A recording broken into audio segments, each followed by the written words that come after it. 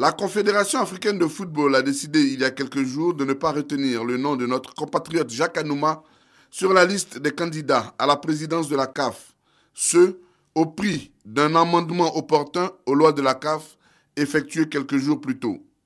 Jacques Anouma, dont la candidature est parrainée par la Côte d'Ivoire et qui estime agir à bon droit, a donc saisi le tribunal arbitral du sport, le TAS.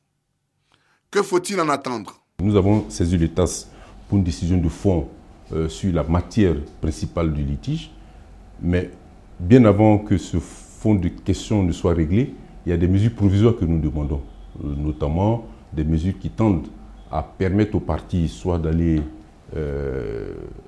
à la compétition et qui, plus tard, lorsque le TAS aura rendu sa décision dans un sens ou dans un autre, d'en tirer les conséquences, ou bien alors de surseoir à cette élection aux dates qui ont été indiquées par l'instance de football en Afrique, de façon à mettre les partis sur un pied d'égalité, ce qu'on appelle en droit l'égalité des armes.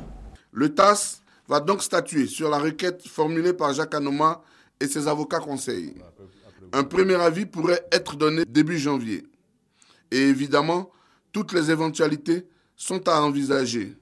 Mais pour les avocats chargés du dossier Anouma, l'optimisme est plus que de rigueur. La candidature présentée par M. Anouma a été faite dans les formes et dans la régularité juridique.